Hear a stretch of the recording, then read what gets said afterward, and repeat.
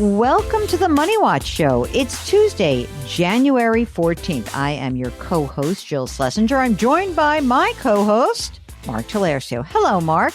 Hello, Jill. That's me shaking my nuts. Oh, there he goes. The guy and his nuts. By the way, I tell you what I paid up for during the holidays, which was fabulous. I did think of you. Those Marcona almonds are delicious, folks. Delicious. I love them. I had to eat a lot of nuts so I could write all my New Year's financial resolutions. Do you have any resolutions, Mark? Do I have any resolutions? Nothing related to my finances. Just oh, wait, here we go. Let me guess. Is it a workout thing? No, just some lifestyle stuff. I would love to get to bed earlier. I don't know if it's going to happen. I really got to tweak some things with my my diet. Eating too many nuts? What's going on? As per my medical professionals in my life. So just working on something. I really should drink more water. Oh, I'm a water drinker from way back. So is Amanda. She walks around with like a gallon all the time. Yeah, you got to drink more water. You got to be more balanced. I'm on a no sugar thing right now and no white carbs. That's my latest thing. No white carbs? Like what? Like white rice? White rice or white potatoes. I'm going off like all that stuff. I'm trying to get a better blood test for my doctor on something that needs a little retest. So I'm going in hard. No sweets. And also, by the way, you know how this impacts me? No Manhattans, which is my favorite winter drink. No sweet vermouth. I can get on board with the white rice. I mean, white rice is a waste. You should really eat brown rice. But I'm surrounded by Chinese people, and let me tell you, they love their white rice. I like good white rice myself. I got to be honest with you. It's a good thing. Okay, so why are we talking about this New Year's resolution? Because Fidelity Investments, as always, has their New Year's financial resolution study. And, by the way, I used to completely poo-poo this until we interviewed the wonderful Dan Pink. Remember when he came on and talked to us about that book called When? That changed my mind. I used to think it's all baloney, right? Who cares? Like, why would you do it? You could do it on any day. Why January 1st? Why not January 15th? And he did start talking about this thing called a temporal landmark, a date that stands out from most others on the calendar, like a new year or a birthday or the beginning of a quarter. And I have this quote that I wrote down from him. He says, a new year provides us with, quote, a chance to start again and to leave behind our mistakes and imperfections. So why not, right? Why can't I get on board with that? So anyway, I pitched the idea of doing a segment on CBS Mornings about New Year's financial resolutions. And so let's air that segment. Your anchor for the program was Nate Burleson, who, by the way, I only wish that we could send you the clips of me and Nate talking about NFL today and all the great storylines for football right before we go on the air. We never are talking about what I'm talking about. Always about football. Anyway, here is the segment with Nate Burleson on CBS Mornings. We're talking about New Year's financial resolutions. Fidelity Investments say a huge number of Americans want to save more this year, and that might be you. So we brought in CBS News business analyst Jill Schlesinger, and she has some tips on how to make that happen. Good morning. Good morning. All right, so what are we seeing with people's top financial resolutions for 2025? Okay, by the way, Fidelity's been doing this for 16 years, and for 16 years, it's save more, pay down debt, and spend less. But those are really hard to achieve. Easier said than done, Jill. And you know what's so funny? We want to make our goals more concrete, whether it's a financial resolution or any financial goal. Right. So let's say instead of save more, I'm going to put 5% of my pay into my retirement plan. If it's I want to pay down debt, I'm going to send an extra $25 automatically to pay down that outstanding credit card balance. And if it's spend less, let's really see what we're spending right now so we can figure out areas where we can cut back. So focus on the details of what can be a general resolution. I like that. All right, so what are the specific steps? Well, I think number one, we've got to help ourselves by tracking what's coming in and going out. I don't think budgeting is the greatest idea.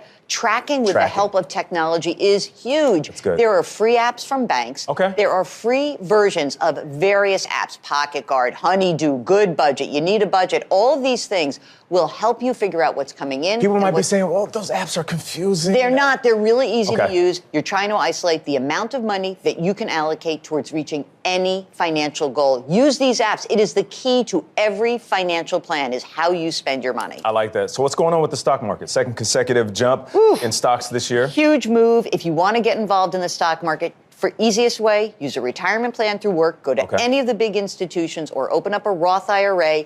And if you can automate it, this is the key to success. Like many financial priorities, if you can just set it and forget it, remember Ron Popeil with the knives? Yep. You're going to achieve it over the long term. Do your due diligence and be conservative, though, if you're getting into the market. If you're starting out this year. If you're starting out, just long-term thinking. That's what you're not trying to pick the next NVIDIA. You're trying to stay true to your own financial goals. So, Mark, I'm wondering whether you think it's worth it to track money. Like, do you track how much money you spend with an app, or do you just kind of have a general sense? What do you do? I do not track anything. I just kind of have a general sense. I know where I need to be. Like I kind of know what I spend on a monthly basis. So I know kind of in that ballpark area where I need to be, but I'm not tracking everything coming in and out. I just think one of the biggest problems that everybody has, whether it's general financial planning or financial resolutions, is they just don't know this piece. So every time someone comes on the air with us, you'll hear me say, and Mark will come in and we'll ask about like, well, how much money do you spend? And I think a lot of people have an idea, but one really good idea about that as just a goal in and of itself is to try to get a sense of what you are spending, maybe for 90 days. And maybe if you don't want to just like do it and make yourself crazy for 90 days, maybe you just take credit card bills, bank statements for the past 90 days and just look at it. And then maybe think to yourself, did I have one big splurge? Did I take a big vacation? Gee, I had 6 weddings last year. I spent a lot of money on that. That's not going to repeat this year, and get yourself attuned to the money that's coming in and going out, because that is the key to pretty much all financial planning. Without that number, it's hard to take on any big goal.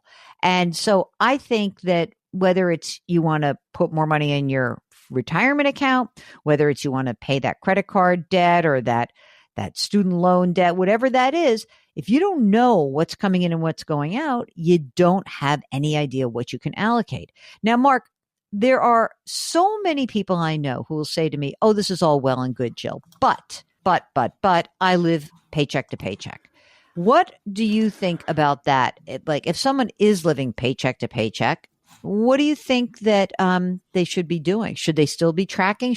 What's your guidance on that? Oh, I would track because odds are, there's money going places that you didn't even realize. Probably stuff that you could do without.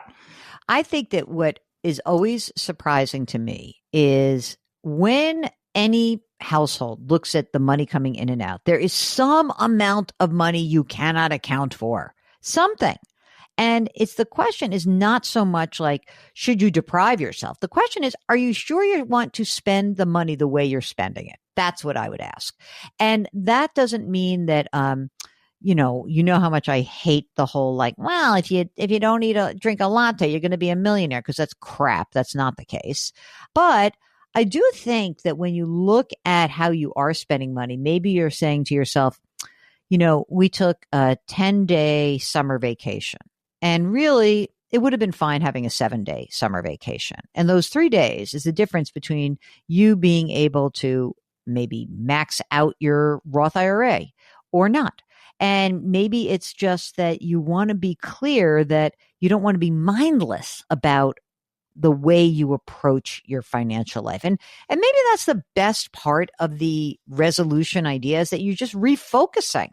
What is it that you need to do to get to the next place? Where are you putting your energy? And when you don't focus on this and you aren't really looking at how you're spending money, or, like Mark, you always say that like at the end of the year, you're going to do rebalancing. You don't have to rebalance all the time, but to put that attention on your money at the end of the year is a really good idea. And when benefit enrollment period comes on, like just putting your attention on something, that's where you can actually make some decisions. It's really not going to matter if you kill yourself worrying every single day about looking at your investment accounts. That's not going to make the change.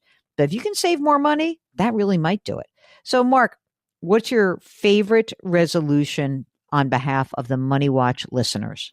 If anyone listens and they know me, this is a pretty easy answer. I would look long and hard about making contributions to Roth. I'm not saying go all Roth right away, but it's something worth looking at if you're not already doing it. I think that that's a really good one. And for me, it's you should subscribe to everything that we do. Because I think that we can turn your attention to a lot of the things that are out there, you know, whether it's this crazy super catch-up contribution you can make if you're 60, 61, 62, 63 this year. You can put in $11,250 into a catch-up contribution, not just the $7,500, whether it's tax law changes. Like, stay in touch with us. Keep us on your radar. Whether that means you bookmark JillOnMoney.com or you are subscribing to this show and our other shows, Jill on Money, or our YouTube channel, whatever it is, like, stay in touch with us, because as things change, we'll be able to help you out. See, I did a little self-promotion at the same time. Anyway, you would be delighted to know that Mark Gelarcio is the co-host, executive producer, and king of all things web here. We are distributed by Paramount Global. We drop our episodes on Tuesdays and Thursdays, and we always ask you to try to lift someone up. Change your work, change your wealth, change your life. Thanks for listening. We'll talk to you on Thursday.